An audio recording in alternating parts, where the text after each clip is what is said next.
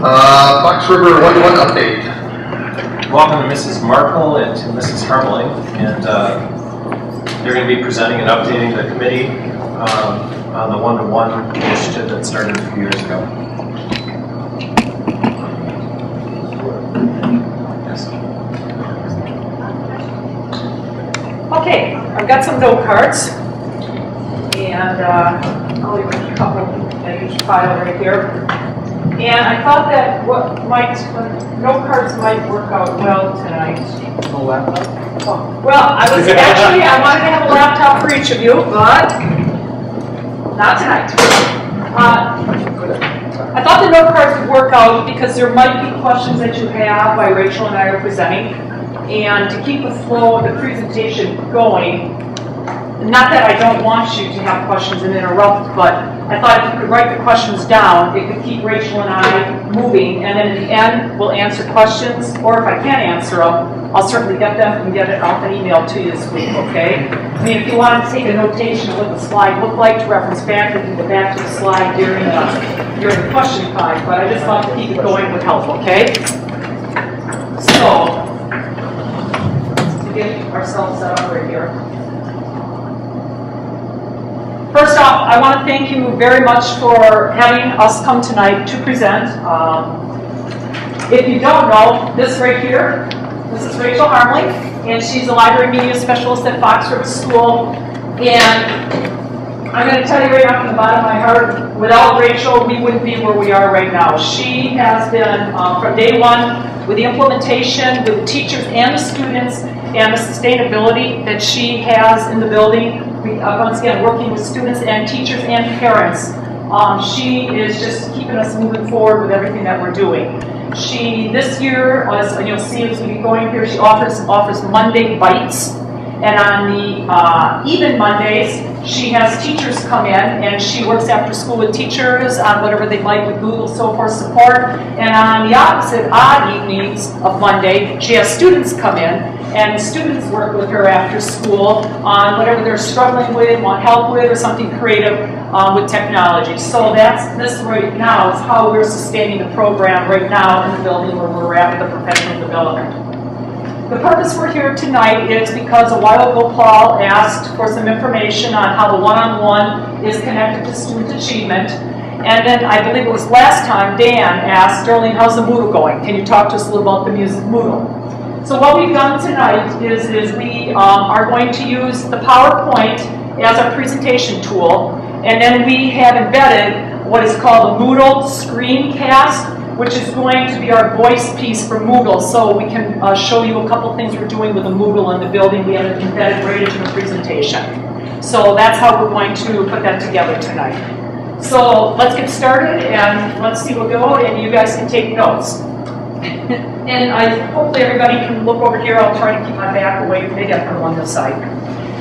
This slide here should be no different than the slide you saw 5 years ago. When we laid this out, we were transparent. We told right where we're going, and what we were looking on is about teaching and learning initiative. Okay, and I want to make sure we keep that in the forefront. It's about teaching and learning, and we choose to use the one-on-one as another resource in the building. Not just the one-on-one, not just that tool, it's another resource we have in the building to enhance our teaching and learning, which we laid out 4 or 5 years ago. Also 4 or 5 years ago, you saw this little circle with these arrows with the word collaboration, creativity, critical thinking, communication, and connections. Those are the 21 C skills that all students need to have as they're moving into the future and need embedded to be able to, with jobs up and coming. So this is what we've been about, this is what we are about, and this is what we will continue to be about as we move forward in Fox River. So with that said, I'm going to ask Rachel right now to talk about how our teaching and learning with our one-on-one, our laptops are serving as a tool for learning our 21C skills. And Rachel's going to go through the 21C skills with the embedded Moodle piece. I'm actually going going to talk about a few, and the ones that are highlighted here, and then Darlene's going to jump in with the last two. Everybody here? I'll stand on this side so I'm not leaving anyone out. Basically, we have the 21st century skills up there, but we snuck organization in there because out of all the feedback from students, parents, and teachers, that's been the #1 positive piece that we've received. Parents and students are very happy with the laptops. They feel like it's been a great organizational tool for their students. Obviously, the most obvious being there's not worksheets to shuffle around in papers, if they can keep it all there. Some of them manage to lose it on the computer as well, but we try to keep them organized, and organization is one of them. I could list a million bullets for each one of these skills, but we're going to focus on Moodle just to give you that update with us as well. The first Moodle that we're going to watch is actually Beth Kerrs. She's a 7th grade social studies teacher. She uses a tool within Moodle that's a checklist that can keep all of her students organized about for a major project that she did with them. So she's just going to spend a minute talking to you about that. 7th grade students were given a European country to research for the European Journal project. To keep track of their progress, a checklist was created for students in Moodle. Students would click on the checklist, which had been created by the teacher. All the requirements in order for the project were listed, and the students would check off each requirement as it was finished. So for example, the student had finished the cover page with the name of the country, picture of the country's flag, and visuals that represent the country, and know that they had 13% of the project done. The fact page, each student would click as they had requirements done, and right now this student would have 29% of the project done. In the teacher view, the teacher can keep track of each student's progress and what parts of the project they have done and not done. This is a way for teachers and students to both have feedback while the project is being done. Thank you. Okay, so that's just one example of how we use Moodle for organization. The next skill, communication. Obviously, we're using the laptop for lots of communication. And one of the Moodle aspects that we're going to talk about today is from Jessica Rather, who's an 8th grade English language arts teacher. And this is more the teacher to students and parents and how she communicates out everything about her Moodle. This video is a little bit longer, but it's kind of a nice overview video of the basics of Moodle and how it works and what the teachers can do with it. Good afternoon. My name is Jessica Rather. I'm an 8th grade English language arts teacher at Waterford Middle School, and I was just going to take a minute to show you around my Moodle. This is what all the students have access to in my class. If you come onto the Moodle, this is actually what the students see.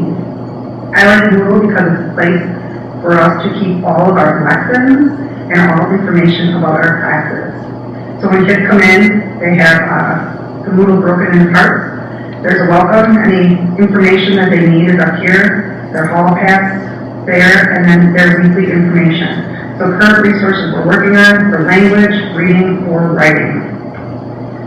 Then I have 3 sections, reading, language, and writing, that we add to, and we open up and close different resources and lessons that they need throughout the year. And then there's other categories that are not available to the students at this time because that's not what we're working on. So we try to keep it straight and to the point of the resources and lessons that they need. And then we have room at the bottom to add any other topics that we would like. Over here on the side, you can see the calendar. Right now there's nothing showing on it, but if you go back to December, students have access to the calendar. And if you click on a date, you can see what we worked on that day. So if a student is absent, or they would like to know what went on in class, in reading that day, I wanted them to read and log their minutes. In writing and reading, we were working on a character analysis with an intro and conclusion. They could even click on this link, and it will download for them the writing lesson that I used that day. So then they can open that up, and then they can see the lesson that they missed in the class.